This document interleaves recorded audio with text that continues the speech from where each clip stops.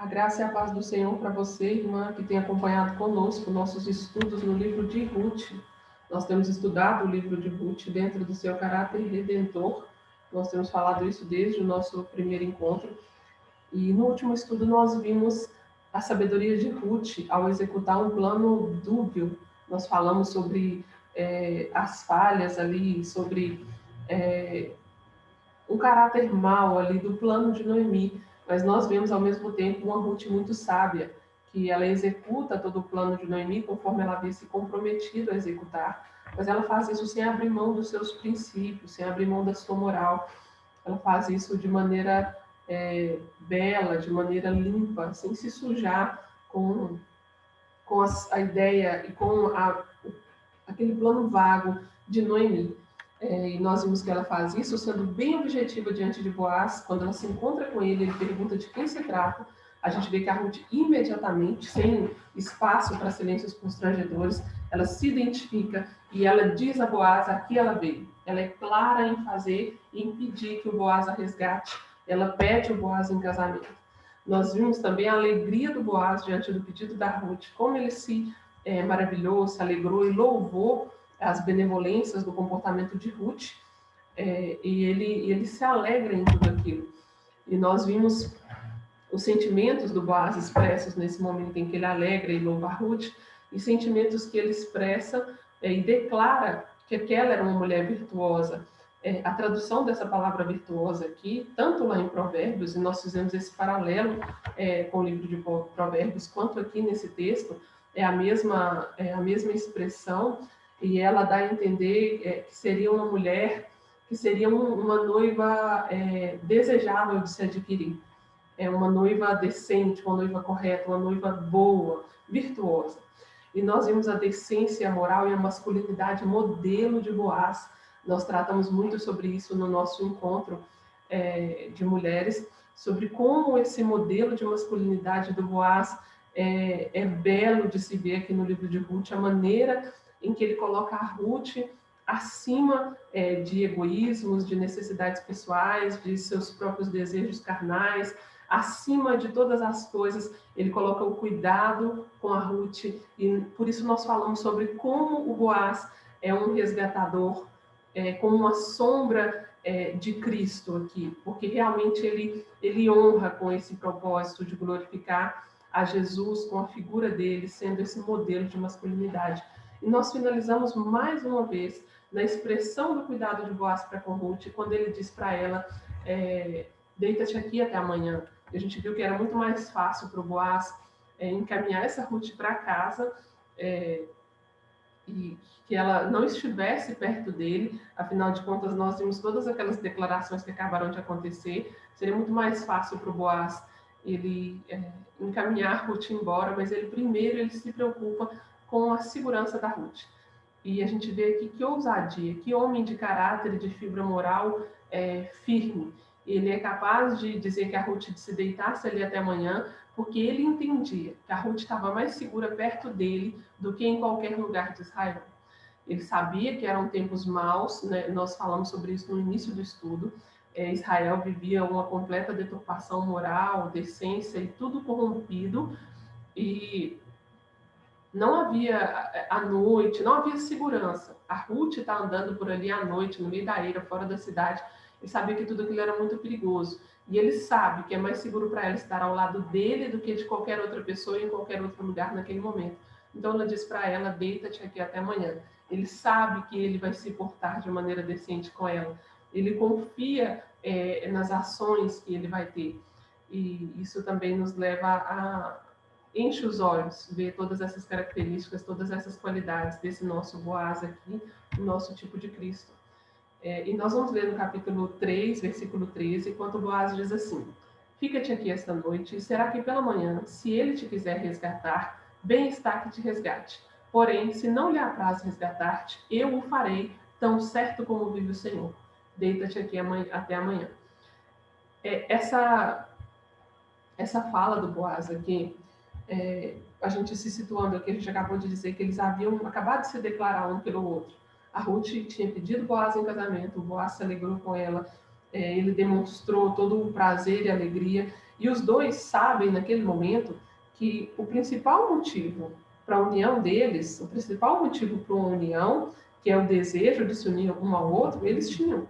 Os dois, eles estão noivos naquele momento. Eles chegaram a um acordo, o Boaz se comprometeu com Ruth. Ele respondeu ao pedido de casamento dela claramente com um sim. Então, eles têm um acordo aqui entre eles, que eles certamente se casarão, como diz o Boaz. Se não lhe apraz, né, existe um porém. Existe um homem que tem esse direito à frente, a gente viu que o Boaz ele não vai usurpar o direito de ninguém, mas ele se compromete com a Ruth. A Ruth, nesse momento, ela é uma noiva. Ela é noiva de Boaz aqui, e se aquele homem se quiser casar com ela, né, ela também seria uma noiva dele aqui. Fato é que a Ruth está noiva.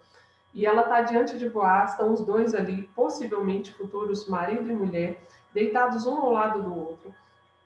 E eu queria pensar com vocês aqui sobre quão longa essa noite deve ter parecido para eles. Porque a gente leu no texto que era perto de meia-noite, quando o Boaz se acordou assustado ali, se desenrolou esse diálogo entre o Boaz e a Ruth, e a Ruth só vai sair dali pela manhã, nas palavras do Boaz, deita-te aqui até amanhã. Então ela só vai sair dali quando os primeiros sinais de que o dia vai clarear. Então, que noite longa para dois corações solitários, como o de Boaz e de Ruth ali naquele momento.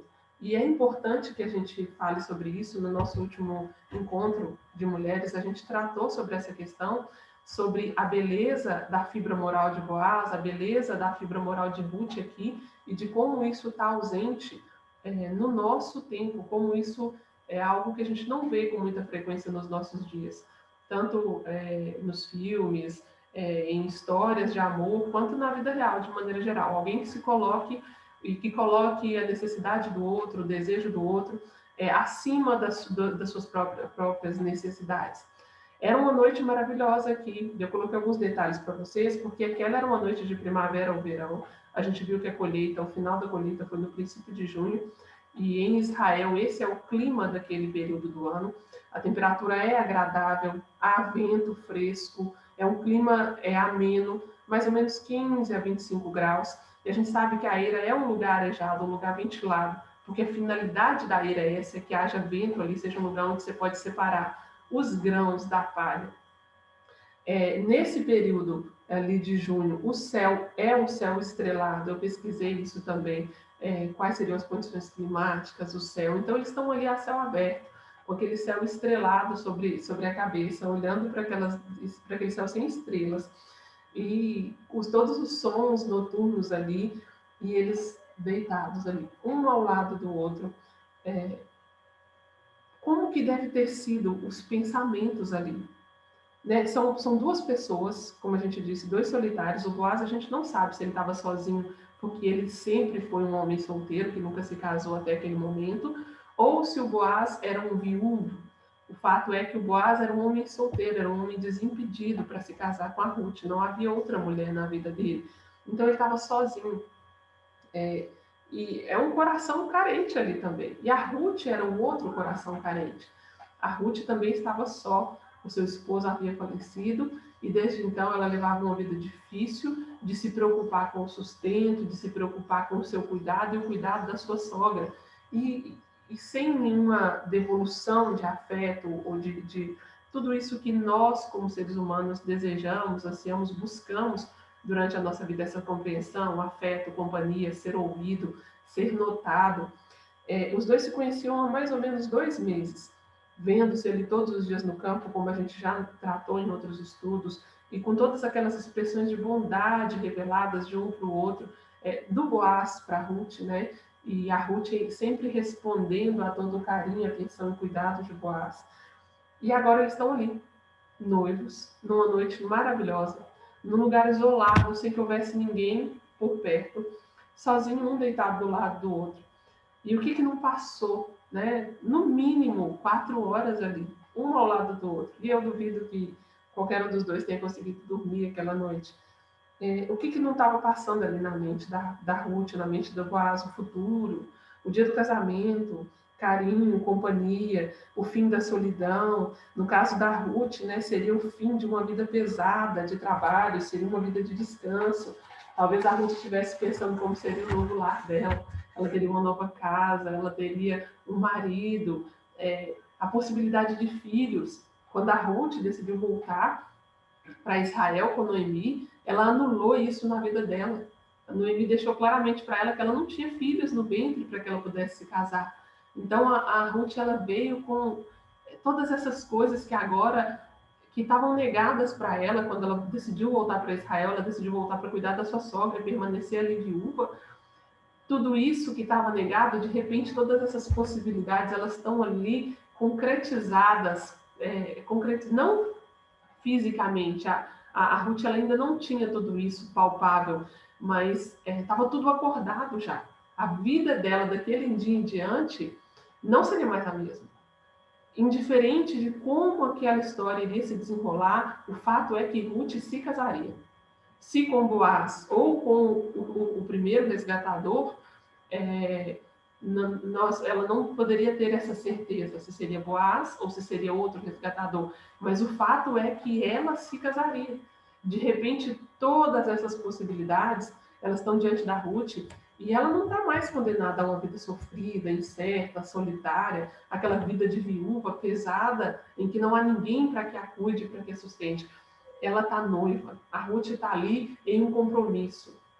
Ela assumiu um compromisso com Boaz, havia uma cláusula nesse compromisso, que era o fato de que talvez outro homem decidisse resgatá-la, mas se isso não se tornasse realidade, era válido aquele compromisso entre Ruth e Boaz assumido ali. Então, a Ruth e o Boaz estão noivos, e eles passam aquela primeira noite ali juntos, entre aspas. Na verdade, a Ruth sai, né? Vamos avançar aqui para a gente poder ver que como continua, né, a história, e diz assim, vamos ler aqui. Ficou-se, pois, deitada a seus pés até pela manhã, e levantou-se antes que pudessem conhecer um ao outro, porque ele disse, não se saiba que veio mulher ainda. Então eles ficaram ali, aquela longa noite, um ao lado do outro, e a gente, né, falou sobre a questão da moral, como eles se comportaram de maneira graciosa, de maneira que falta muito nos nossos tempos hoje, né? Essa questão de colocar a moral, de colocar o bem-estar do outro acima do nosso próprio desejo, o impulso carnal, acima da nossa própria vontade. Isso nos falta muito hoje.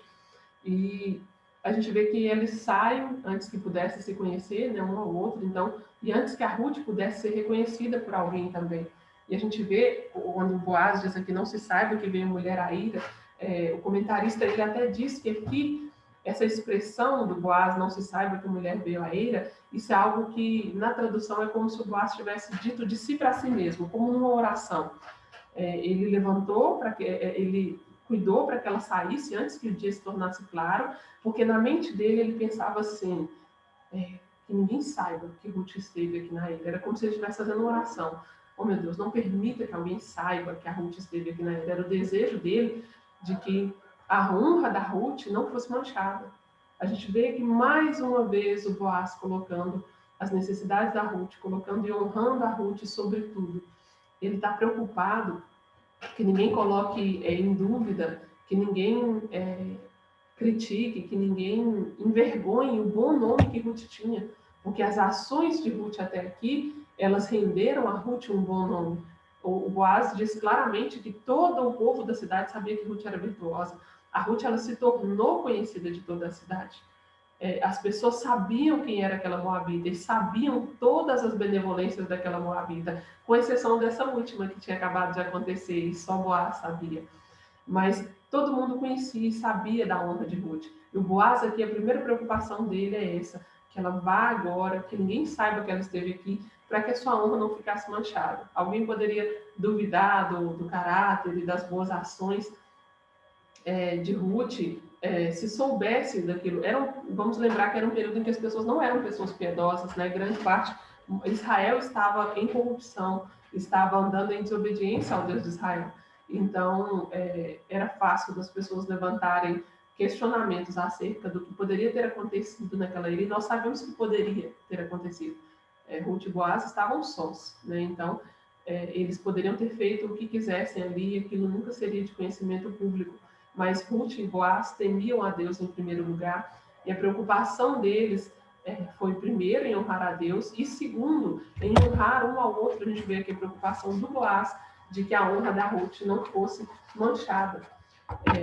Nós vamos ler agora o versículo 15, que diz assim: disse mais: dá-me o manto que tem sobre ti e segura-o. Ela o segurou, ele o encheu com 6 medidas de cevada e lhe pôs às costas. Então entrou ela na cidade. A gente vê aqui, falando sobre o manto, o Boaz diz assim: dá-me o manto que tem sobre ti.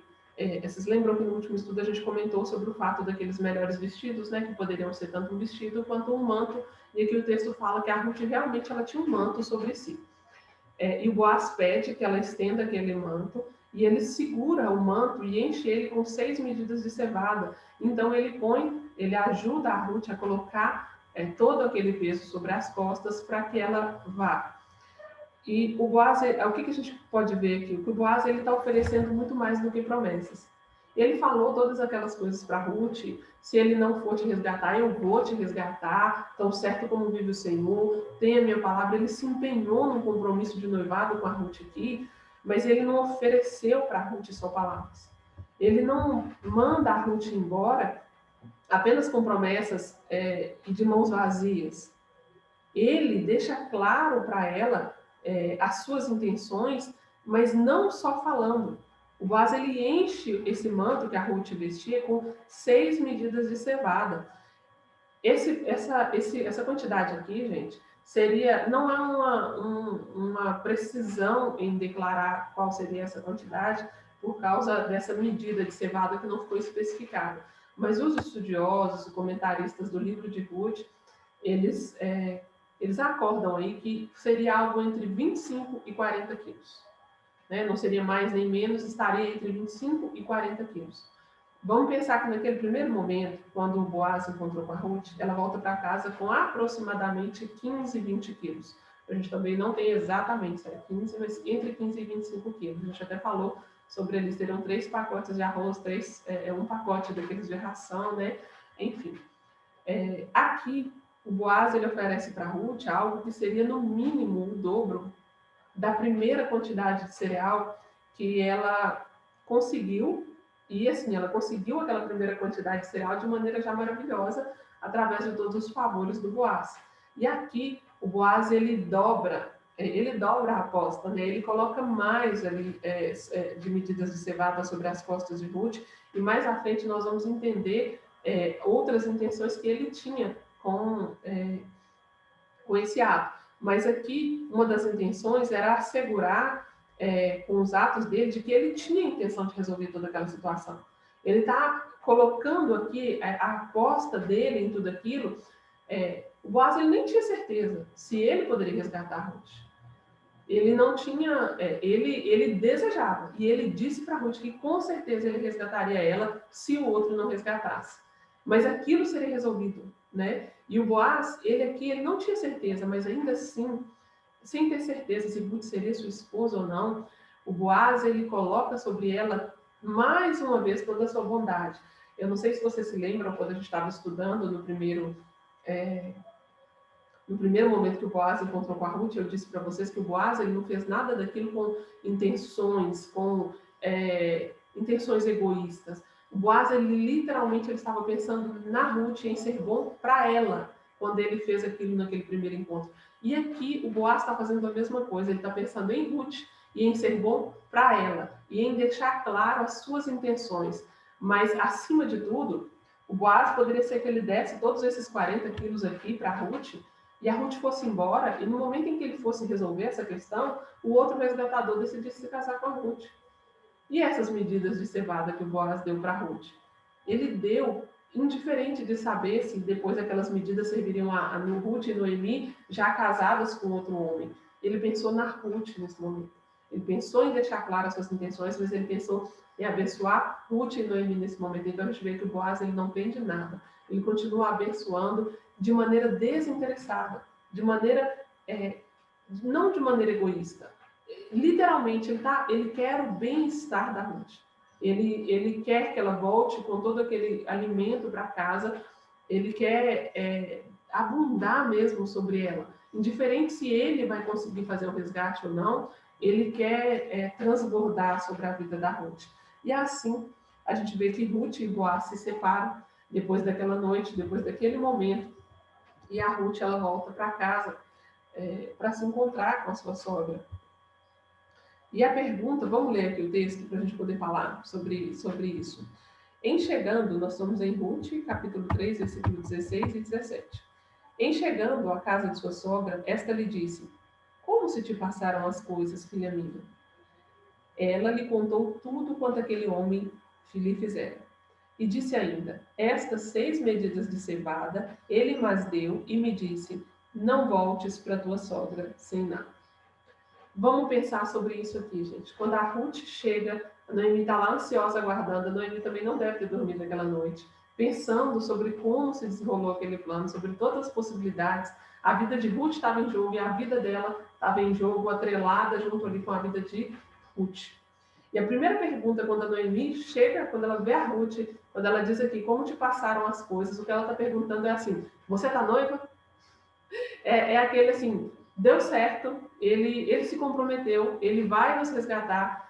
A pergunta da Noemi é essa, né? E aí, você está noiva? E a preocupação da Noemi é de saber se tudo aquilo deu certo. Então a Ruth vem e narra para ela toda a bondade de Boaz. Mais uma vez, tudo aquilo que Boaz fez, tudo aquilo que Boaz promoveu em cuidado pela vida dela. E ela mostra para ela, fala, olha, aí ela chega ali com aquele manto, aquele fardo enorme, com as 6 medidas de cevada, e diz para Noemi que ele, ao entregar para ela a cevada, isso que o texto no outro versículo não nos revela, é revelado agora, diz assim: não voltes para a tua sogra sem nada. E aqui eu queria ver com vocês um detalhe muito interessante nessa parte do versículo. O comentarista do livro de Ruth, ele cita o seguinte: a palavra que está traduzida aqui como nada é a mesma palavra que nós lemos no capítulo 1, no verso 21, quando a Noemi declara que ela voltou pobre. Vocês se lembram nos últimos passados estudos, quando a gente estudou a chegada delas em Belém? Quando chega, a Noemi declara assim: ditosa eu parti, mas o Senhor me fez voltar pobre. No original, é a mesma palavra. A mesma palavra que lá foi traduzida como pobre, aqui foi traduzida como nada, vazia. A ideia por trás disso aqui é que quando a Noemi, quando o Boaz, ele manda aquelas 6 cevadas para Noemi, ele tá, olha o cuidado de Deus com a vida da Noemi aqui. A Noemi, ela disse que ela chegou sem nada. E aqui, ela chegou pobre, sem nada, vazia, né? Algumas traduções trazem como vazia. E aqui o Boaz diz assim: não volte para sua sogra sem nada. O Boaz, ele lembra de Noemi aqui, e a gente vê o cuidado de Deus, que nesse momento aqui, ele começa a encher as mãos de Noemi. Nesse momento aqui, as coisas, a Noemi começa a ver um prenúncio das bênçãos que a Noemi ainda teria. Porque nesse momento, ela que se declarou voltando vazia, nesse momento o Boaz fala claramente para ela que ela não estaria vazia. Ela não estaria sem nada, ela não estaria pobre. A Ruth volta com 40 quilos de cevada, aproximadamente, entre 25 e 40 quilos de cevada, para colocar aquela cevada nos braços de sua sogra. E a gente vê que isso é só um prenúncio do que Noemi ainda teria nos braços.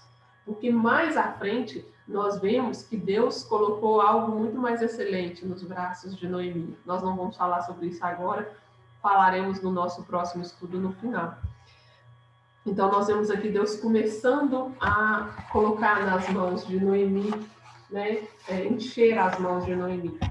E nós vamos ler agora o versículo 18, que diz assim: então lhe disse Noemi: espera, minha filha, até que saibais em que darão as coisas, porque aquele homem não descansará enquanto não se resolver esse caso ainda hoje.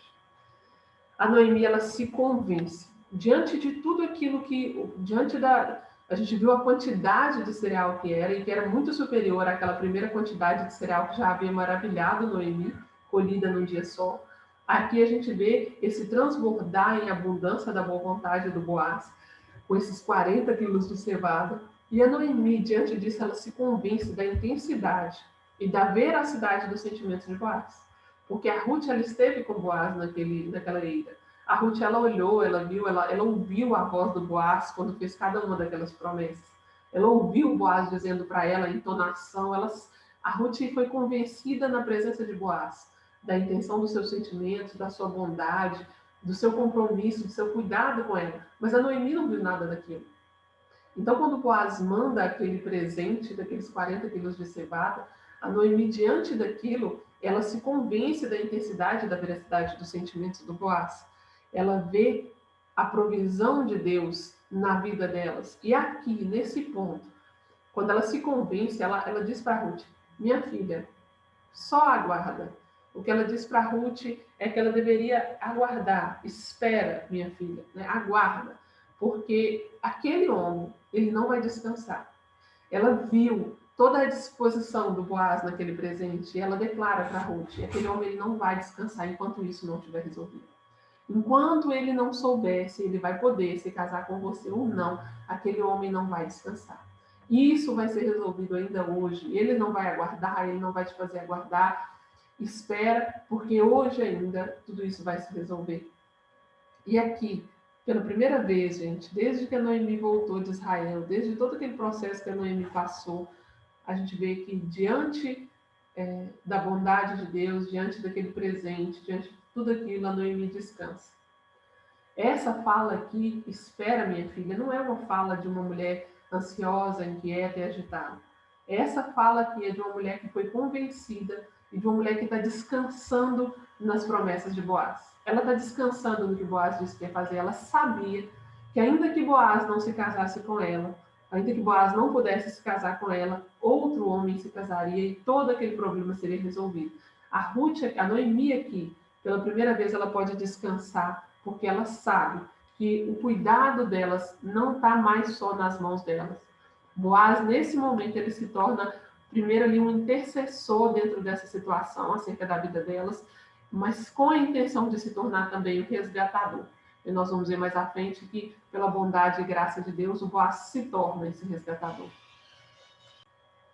E é aqui, gente, é exatamente nesse ponto que começa a espera da noiva. Na verdade, essa espera começou ainda ali naquela ira, quando a Ruth está deitada ao lado de Boaz e ela aguarda para que aquele noivado seja confirmado e então aquele noivado se transforme em um casamento. Mas a partir desse ponto em que Noemi diz para ela: espera, filha minha, em que ela volta para casa, começa um momento de espera entre o noivado e o casamento, que nós vimos se desenrolar no capítulo 4. E nós vamos passar agora ao capítulo 4. Mas aqui a gente já fecha o capítulo 3 sabendo que a Ruth era uma noiva. Qualquer que fosse o resultado das ações de Boaz, ela seria resgatada. Seja pelo Boaz ou por aquele que tinha o primeiro direito de resgatar. Mas certo era que a Ruth, ela está aguardando aqui não mais como uma mulher comum, ela está aguardando aqui não mais como uma viúva desolada, desconsolada. Esse aguardar da Ruth agora é o aguardar de uma noiva que espera pelo seu noivo vir buscá-la.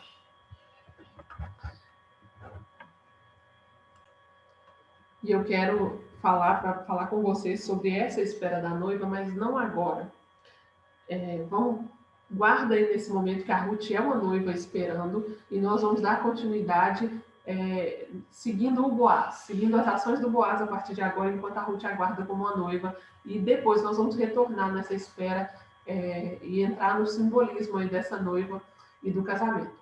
Por enquanto a Ruth aguarda, o texto nos fala a partir do capítulo 4 que o Boaz subiu à porta da cidade e ele se assentou ali.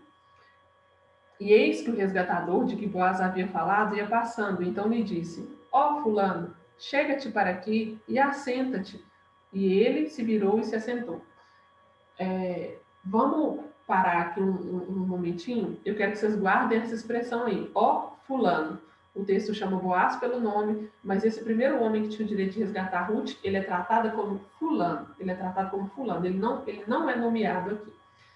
A gente não sabe como que foi isso, né? A gente sabe que o Boaz subiu para a porta da cidade, mas a gente não sabe se esse resgatador que tinha o primeiro direito, se o Boaz já sabia que ele passava sempre por aquela porta, ou se pela providência de Deus, quando o Boaz sumiu naquele mesmo dia, o fulano, né, passou ali por aquele momento pela providência de Deus. Então nós não sabemos, só sabemos que o Boaz ele chegou até a porta da cidade, porque, vamos falar sobre isso aqui também, a porta da cidade era um lugar onde se resolviam as questões importantes. Um comentarista do livro de Ruth, ele diz que as cidades judias, elas eram as cidades do povo de Deus ali de Israel, eram cidades pequenas, e a porta da cidade era aquele lugar espaçoso onde as pessoas se sentavam para resolver questões, e os anciãos se sentavam, né? A gente vê referências acerca desses anciãos, acerca desse se sentar à porta da cidade, em várias passagens da Escritura. E dando continuidade, a gente vê que o Boaz tomou 10 homens dos anciãos da cidade e disse: assentai-vos aqui. E eles se assentaram. O Boaz ele chama ali os anciãos, que eles eram uma espécie de juízes para causas como essa, né? Resgate, permuta e tudo mais. Tinha pessoas ali para resolver questões assim. Tudo que era feito ali de maneira pública. Se chamava alguém para confirmar. Então, quando o Boaz ele sobe para esse resgate, ele sobe, chama os homens que tinham essa autoridade para legislar sobre isso ali, eram um tipo de juízes, e ele já está também com o fulano ao seu lado. Então, depois que ele assenta todo mundo, ele começa a sua fala. Disse ao resgatador: aquela parte da terra que foi de Elimeleque, nosso irmão, aqui, gente, esse irmão não quer dizer que eles eram irmãos, tá? É uma expressão aqui que quer dizer é um parente, alguém mais chegado, tá bom? Era o parente mais próximo ali, mas não era um irmão de Elimeleque propriamente, não.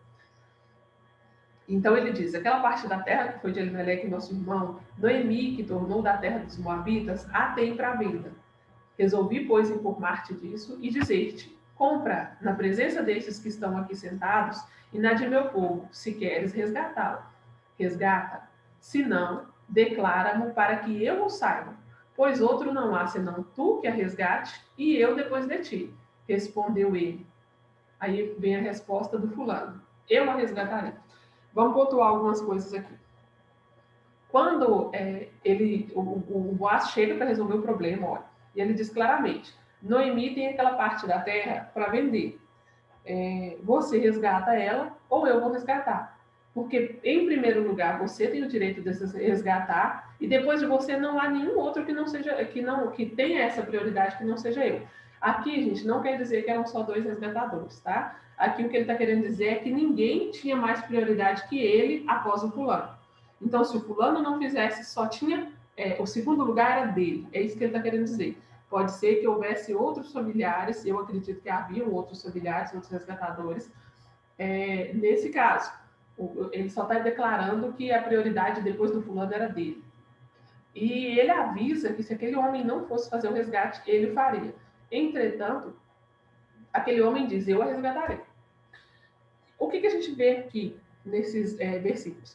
A Noemi, ela precisava de sustento. Ela não tinha condições de manter permanentemente as terras dela. Quando Deus distribuiu as terras, nós já falamos sobre isso no estudo, cada um recebeu o seu pedaço e aquela terra era uma concessão de Deus para eles. Deus deixou claro que a terra era de Deus, mas ele concedeu para aquele povo. E aquela terra não era posse permanente de ninguém, ela era posse daquelas famílias, porque Deus concedeu, mas não devia cair na mão de outras pessoas e não devia ser vendida de maneira permanente. A cada 7 anos, tudo que era vendido e tudo mais retornava para seus antigos donos, através da possibilidade da compra. E quando não havia compra, se não me engano, no jubileu, isso retornava de maneira definitiva. Definitiva que eu digo assim, sem compra voltava para a família, mesmo que não houvesse dinheiro envolvido. O jubileu era um período de 50 anos, se não me engano. Então, a Noemi, ela precisava de sustento. Ela precisava de alguém que resgatasse aquelas terras. Porque se alguém não pagasse por aquelas terras, não se responsabilizasse por aquelas terras e comprasse nas mãos dela, ela venderia aquelas terras para uma pessoa fora da família. E não era assim que se fazia. A lei de Deus orientava que um familiar deveria fazer esse resgate e interferir para que aquelas terras não saíssem da família de Noemi. E o fulano, o que a gente vê dele aqui é que ele era interesseiro. Esse primeiro resgatador, para ele era interessante comprar as terras de uma viúva idosa que não podia ter filhos. Seria um bom negócio, porque Ruth era uma velhinha, idosa já. Ela não teria filhos. Como ela era velha, ele cuidaria dela pouco tempo. Ela era idosa, então ela não precisaria ser sustentada por muitos anos. No cálculo aí na mente do fulano, como ela não tinha filhos para herdar as terras, quando a Noemi morresse sem filhos, esse homem que resgatasse as terras da Noemi, ele também se tornava responsável pela Noemi, em sustentar a Noemi. Então, quando ele fizesse isso, a Noemi, sendo já velha, ele sustentaria ela por pouco tempo, então isso não representaria um prejuízo. E aquelas terras que ele comprou, já que Noemi não tinha filhos, ele era o parente mais próximo. Então, aquelas terras seriam herança dele. Aquele punhado de terras passaria a fazer parte da família dele, já que Noemi não tinha filhos. Então, elas seriam parte da família do fulano, que era o parente mais próximo da Noemi e do Elimeleque. Era o parente mais próximo do Elimeleque, na verdade, porque isso era feito essa questão da descendência e de passar era algo feito entre os homens. Então, o fulano, ele viu uma transação muito vantajosa para ele. Noemi vai morrer, esse dinheiro que eu vou investir para comprar as terras, eu vou acrescentar nas minhas posses, nas minhas terras, para a minha própria família. Então, ele responde, eu resgatarei. Só esse fulano ele estava ciente de que o Boaz também poderia fazer esse resgate. O Boaz acabou de dizer para ele que os dois, que ele tem a prioridade, mas depois dele está lá o Boaz, que declarou que se ele não fizesse, ele faria. Então, alguns comentaristas eles citam aqui que talvez esse homem não tivesse muitas condições, talvez por isso lá na frente ele rejeita a possibilidade de comprar Ruth. Mas outros comentaristas nos lembram do fato disso aqui. Ele tinha condições de comprar essa terra. Ele tinha dinheiro para poder comprar. E se ele não tivesse, ele diria nesse primeiro momento não, porque ele sabia que o Boaz faria o resgate. Então ele poderia ter rejeitado aqui, se ele não tivesse condições financeiras, e deixado que esse resgate fosse feito por Boaz. Então a gente vê aqui o interesse do fulano, né? A maneira como ele está agindo. Vamos para o versículo 5 para a gente entender um pouco mais do que vai acontecer aqui.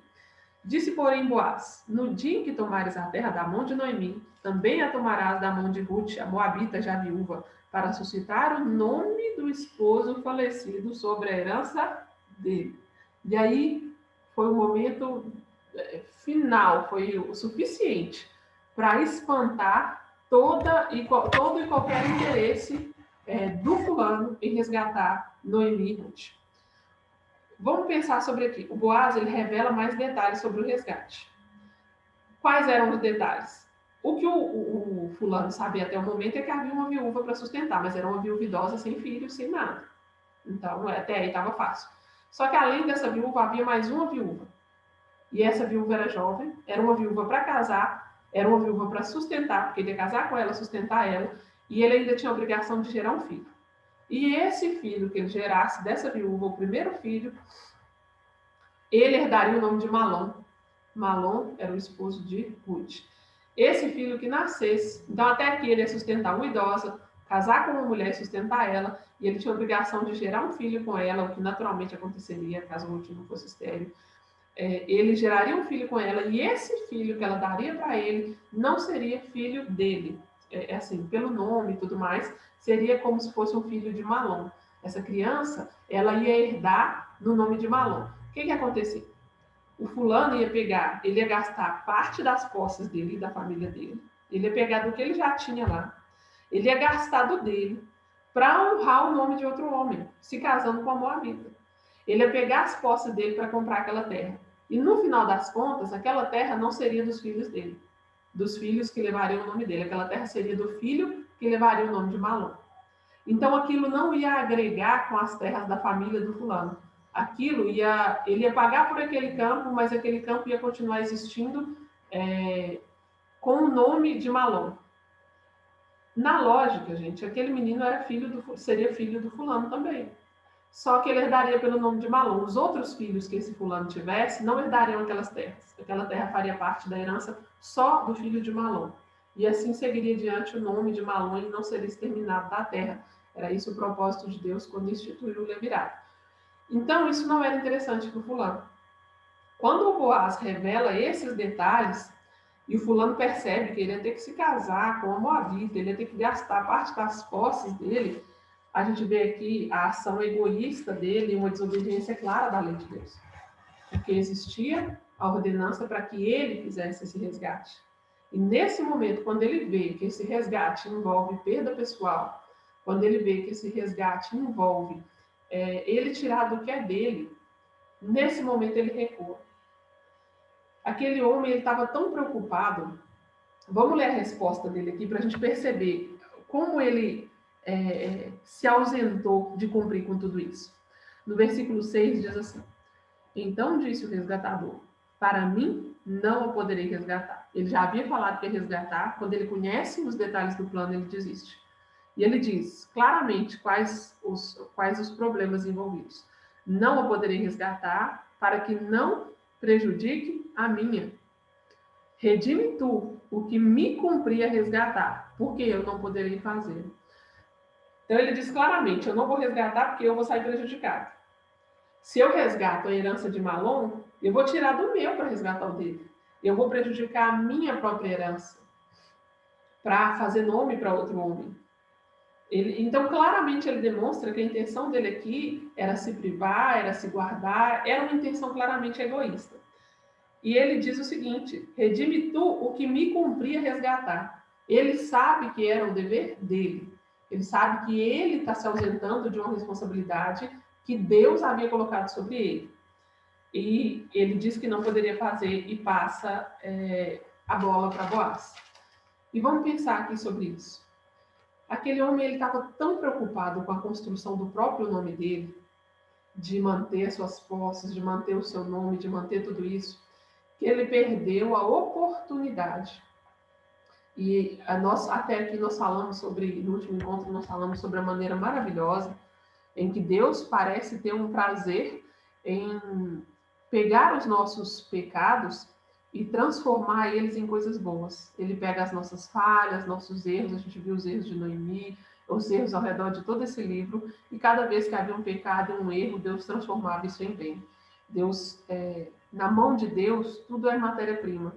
Ele não há nada que seja difícil ou que seja impossível, nós já falamos sobre isso. Então a gente vê aqui o pecado desse homem de egoísmo, a desobediência clara dele acerca da lei de Deus. Por quê? Porque ele estava preocupado com o nome dele, com as posses dele. Só que nessa preocupação de se preservar e de preservar o seu nome, ele perdeu a oportunidade de entrar para a história. Ele perdeu a oportunidade de ser parte da descendência de Davi e de Cristo. Vamos pensar aqui, gente, que esse homem poderia ser o Boaz da história. Nós vimos a história a partir do final, mas esse homem aqui, ele tinha o direito de resgatar a Ruth. Ele poderia ter sido o Boaz. Ele poderia ter desempenhado esse papel e poderia ter sido ele citado aqui e contado a partir do ponto de vista da história dele. Ele teve essa oportunidade de, daqui em diante, dele ser essa pessoa que resgatou a Ruth e se tornar parente de Davi, futuramente, a partir da linhagem dele, nasceria o Cristo. Esse homem, ele perdeu a oportunidade de ser lembrado através das eras. Quantos anos tem que essas palavras foram escritas? E aqui eu queria lembrar para vocês o que eu falei no começo, que aqui a gente vê que a Bíblia é um dos livros mais lidos, mais conhecidos no mundo todo. Pessoas que nunca pisaram em Israel, não conheceram a cultura desse homem, a terra onde ele viveu, onde ele morou, leem esse texto da Escritura. E nesse texto a gente encontra o nome de Noemi, a gente encontra o nome de Ruth, a gente encontra o nome de Boaz. Mas esse homem, o nome dele não é lembrado. Não sei se por desejo do escritor em mostrar exatamente isso ao escrever esse livro, ou simplesmente porque o nome desse homem foi esquecido, porque ele se tornou a parte desinteressante e sem importância alguma na história. Ele foi o homem que se negou a cumprir o que era dever dele, como ele mesmo declarou no versículo que cumpria a ele resgatar. Esse homem aqui, o texto, a escritura, a palavra de Deus não fez nenhuma questão. Nós vemos que Deus preservou vários fatos, preservou a própria Bíblia através dos anos, através do tempo, mas esse homem aqui, o nome dele não foi preservado.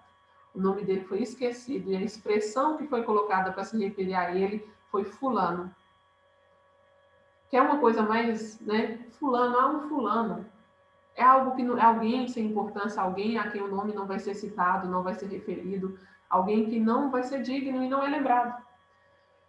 E eu queria pensar, para encerrar esse nosso momento aqui, eu queria pensar com vocês sobre isso, sobre o fato de que verdadeira glória e honra, quem dá é Deus.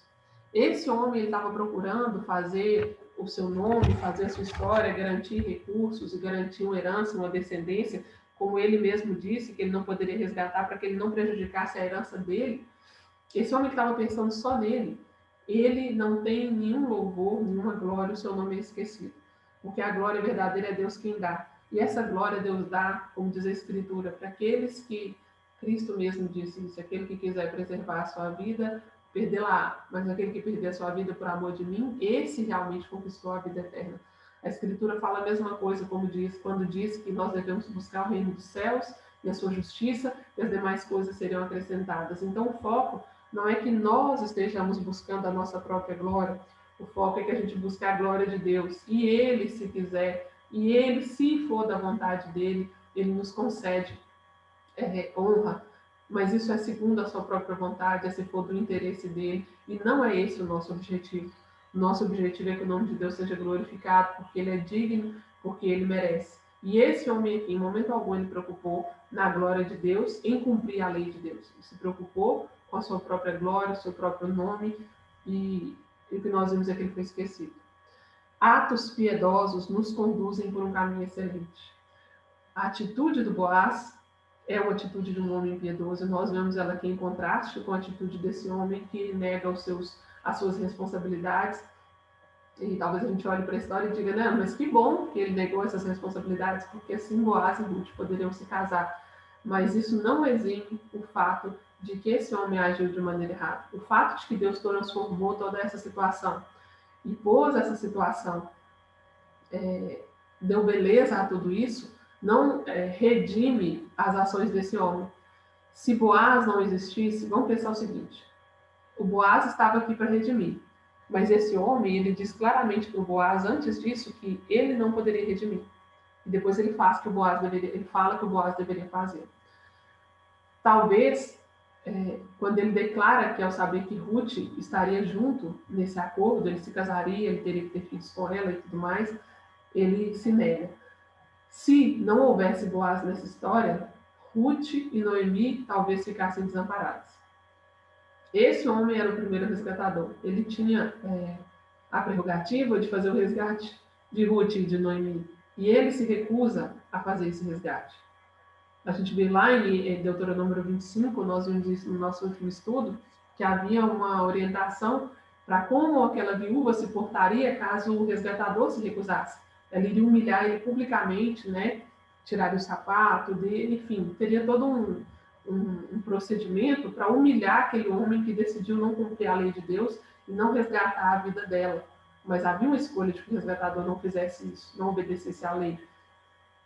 Então, se não houvesse Boaz aqui, esse homem, ele não resgataria Ruth e Noemi, e nós não sabemos se haviam ou não outros resgatadores, eu acredito que existiam outros resgatadores, mas nós também não sabemos se eles teriam. Vamos lembrar aí que nós estamos no período de juízes, um período de homens maus, nós não sabemos se eles também agiriam como esse homem, rejeitando uma viúva idosa e uma viúva moabita, que continuariam sem cuidado algum. Mas pela providência e bondade de Deus, está aqui, no meio dessa geração corrupta e perversa, né, do período dos juízes, nós vemos o Boaz resplandecendo como um exemplo de masculinidade, de caráter, de bondade, como uma sombra de Cristo. E assim nós vemos que, quando ele rejeita, Boaz se coloca na posição de fazer o que é certo. E vamos ler o versículo 7 para a gente poder ver como essa história continua e se desenrolou. Este era outrora o costume em Israel quanto a resgates e permutas. O que queria confirmar qualquer negócio tirava o calçado e dava a seu parceiro. Assim se confirmava negócio em Israel. E disse, pois, o resgatador a Boaz: compra tu, e tirou o calçado. Todo o costume aqui ele é cumprido. E o fulano ele vem e ele troca esse calçado, né? Ele troca os seus direitos com Boaz e ele representa isso com o calçado. Um comentarista bíblico ele chegou a afirmar na Bíblia da Mulher, que eu li esse comentário, ele chega a afirmar que entre Israel, a questão da posse da terra, né, quando Deus disse sobre tudo que eles colocarem os pés, eles tomariam posse, e que aquilo seria um costume, essa questão de colocar os pés e tomar posse, e talvez por isso é que a representação da passagem daquela terra, do resgate daquela terra que era direito do fulano, se concretiza aqui com o fulano tirando o sapato e entregando para Boaz. Né? Seria relativo, quando ele diz aqui, ó, disse, pois, o resgatador a Boaz, compra tu, e tirou o calçado. Ele estava passando o calçado dele, o direito dele de resgatar aquela terra para Boaz, e a posse da terra seria para Boaz aqui. E no versículo 9 nós lemos o seguinte: então Boaz disse aos anciãos e a todo o povo: sois hoje testemunhas de que comprei da mão de Noemi tudo o que pertencia a Elimeleque, a Quilion e a Malom. E também tomo por mulher Ruth, a Moabita, que foi esposa de Malom, para suscitar o nome deste sobre a sua herança, para que esse nome não seja exterminado dentre seus irmãos e da porta de sua cidade. Disto sois hoje testemunhas. Nós vemos aqui o Boaz resgatando sua noiva publicamente, diante daqueles anciãos, diante daquela cidade. E no versículo 11 nós vemos que todo o povo que estava na porta e os anciãos disseram: somos testemunhas, o Senhor faça a essa mulher que entra na tua casa, como a Raquel e como a Lia, que ambas edificaram a casa de Israel. E tu, Boaz, ate valorosamente em Efratá, e faze-te nome afamado em Belém. Seja a tua casa como a casa de Pérez, que Tamar teve de Judá, pela prole que o Senhor te der desta jovem. E nós vemos aqui que após o Boaz resgatar sua noiva publicamente, todo o povo bendiz e se alegra na redenção que lhe aconteceu. E eles profetizam ali, né, acerca do futuro de Boaz, casado com aquela mulher, desejando que ela seja fecunda. Eles citam aqui exemplos de Raquel e Lia, que foram as esposas de Jacó, e delas descenderam as 12 tribos de Israel. O texto não faz referência às servas, porque as servas que tiveram filhos para suas senhoras, já que as senhoras que eram casadas. Então, Raquel e Lia são as mães das 12 tribos de Israel, e através delas Deus começou a história das 12 tribos, mas eles também citam Tamar, né? Nós falamos sobre Tamar no outro estudo, que diante da negativa do seu sogro Judá, um desses 12, né, patriarcas, um desses das 12 tribos, um dos filhos de Raquel e Lia, ele se recusa a dar a Tamar viúva, o último filho dele, para se casar. 2 já haviam morrido porque eram maus, e Deus havia matado. E ele, por medo de que o terceiro também morresse, recusa dar ele a Tamar. Então Deus, Tamar se veste, né, e vai à porta da cidade com um véu, e Judá se encontra com ela quando ele sobe ali, e sem ter conhecimento de que era Tamar, ele acreditou que era uma prostituta, ele se deita com ela, e ela tem um filho, né, que o filho é Pérez, né, o texto diz aqui: seja a tua casa como a casa de Pérez, que Tamar teve de Judá.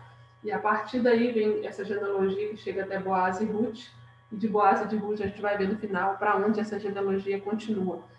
Mas agora, para encerrar, eu queria finalizar com a gente pensando sobre tudo isso que aconteceu aqui.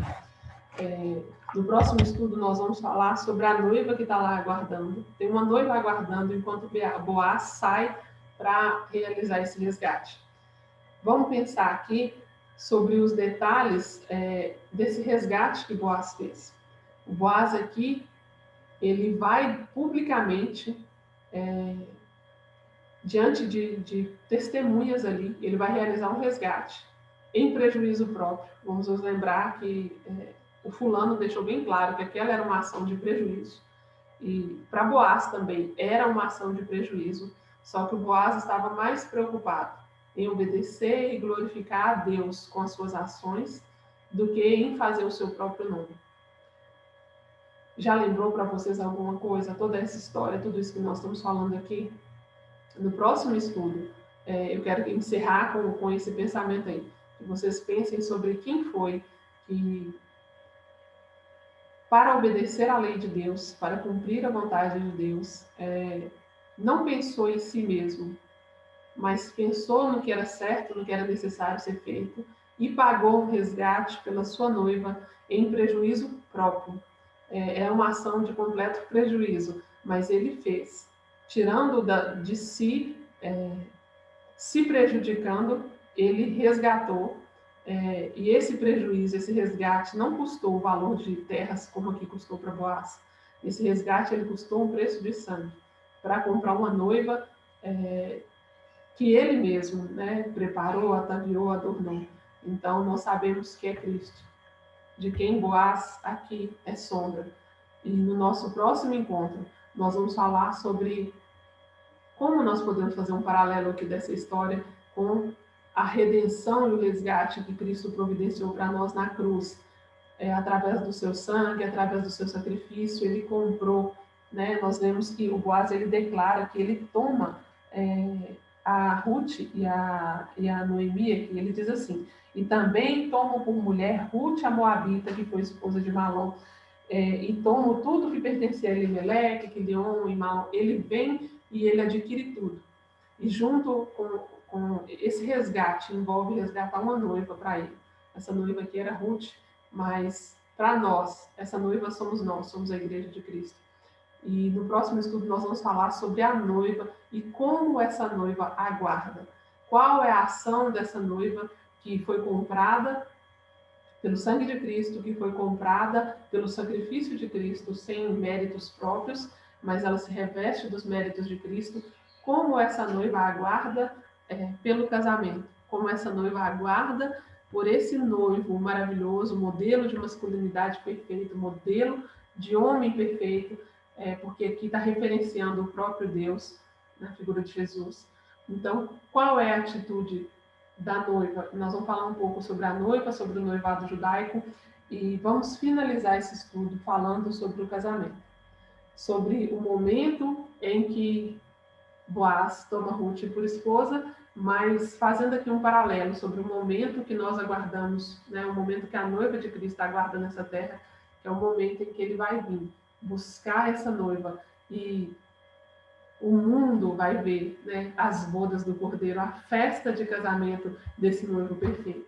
Então eu aguardo você para o próximo estudo, espero que você tenha sido abençoada, tenha aprendido um pouco mais sobre esse livro, sobre essa história, e tenha tido a oportunidade de perceber Cristo aqui. A finalidade do estudo é que o nome de Deus seja louvado, é que Cristo seja reconhecido e que isso nos faça refletir sobre a bondade dele, mas também sobre a nossa necessidade de refletir, representar e honrar. E nós vamos tratar disso no próximo estudo, sobre a noiva que é fiel ao seu noivo. Então, que Deus te abençoe e até o nosso próximo estudo. E eu te aguardo.